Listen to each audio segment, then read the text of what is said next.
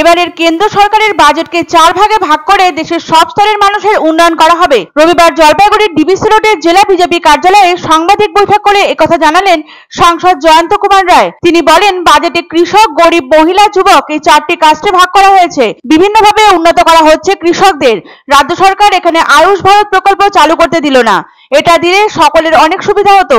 Cancer রোগীদের চিকিৎসার খরচ কমাতে উদ্যোগী হয়েছে কেন্দ্র সরকার। এসব ছাড়া অন্যান্য উদ্যোগও নেওয়া হচ্ছে। এরই পাশাপাশি বিভিন্ন প্রকল্প স্থানীয় ভাষায় যেন প্রকাশ করা যায়, তার জন্য কেন্দ্র সরকারকে তার পক্ষ থেকে আবেদন জানাবেন তিনি।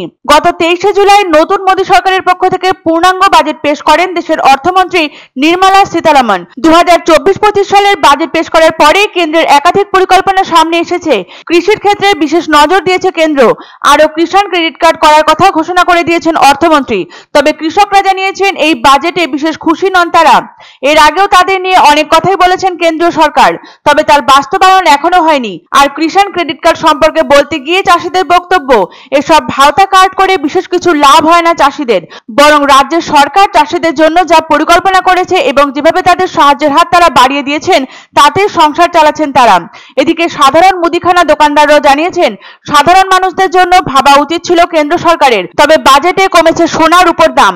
যদিও সাধারণ মানুষ একটুও সন্তুষ্ট নন এই বাজেটে।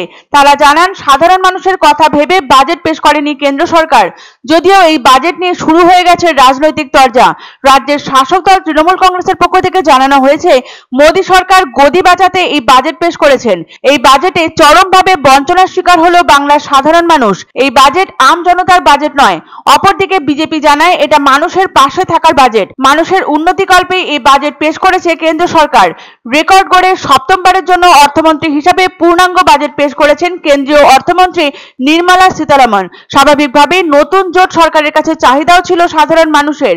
সারা দেশের পাশাপাশি আশা জেগেছিল উত্তরবঙ্গবাসীর মনেও। বাজেট পেশ হওয়ার পূর্বে জলপাইগুড়ির সাংসদ জয়ন্ত কুমার রায় বলেছিলেন, স্বাস্থ্য খাতে এখনো বেশ পিছিয়ে আছে উত্তরবঙ্গ। এইমস বা তার সমতুল্য মানের একটি হাসপাতাল প্রয়োজন উত্তরবঙ্গে। পাশাপাশি তিনি জানিয়েছিলেন, তার এলাকার বিভিন্ন সমস্যা কেন্দ্রীয় সরকারের কাছে উত্থাপন করা হয়েছে। অনেক কিছু সুরাহ হয়েছে, এখনো এলাকার অনেক উন্নয়ন করতে হবে। অনেক দাবি পূরণ করেছে কেন্দ্রীয় সরকার। উত্তরবঙ্গের মানুষের স্বাস্থ্যের কথা চিন্তা করে উন্নত মানের হাসপাতাল স্থাপনের বিষয়ে সিদ্ধান্ত নিলে খুব ভালো হয়। রবিবার ডিবিসি রোডের জেলা বিজেপি কার্যালয়ে সাংবাদিক বৈঠক করেন সাংসদ জয়ন্ত কুমার রায়। বাজেটের নানা ইতিবাচক দিকের উপর আলোকপাত করে তিনি বলেন, এবারে রাজ্য সরকারের বাজেটকে 4 ভাগে ভাগ করে উন্নয়ন করা হবে দেশের সর্বস্তরের মানুষের। আমাদের দেশের মানুষকে 4টা কাস্টে আমরা ভাগ করেছি। এই 4টা কাস্ট হলো কৃষক, গরিব, মহিলা আর যুবক। উদ্দেশ্য হচ্ছে এই সমস্ত আমাদের উন্নতি যদি আমরা করতে পারি, তাদের আর্থিক বিকাশ যদি আমরা ঘটাতে পারি, তাহলেই আমাদের দেশ যে বিকশিত ভারত গড়ার লক্ষ্য আছে আমাদের, সেটা সম্পন্ন হবে।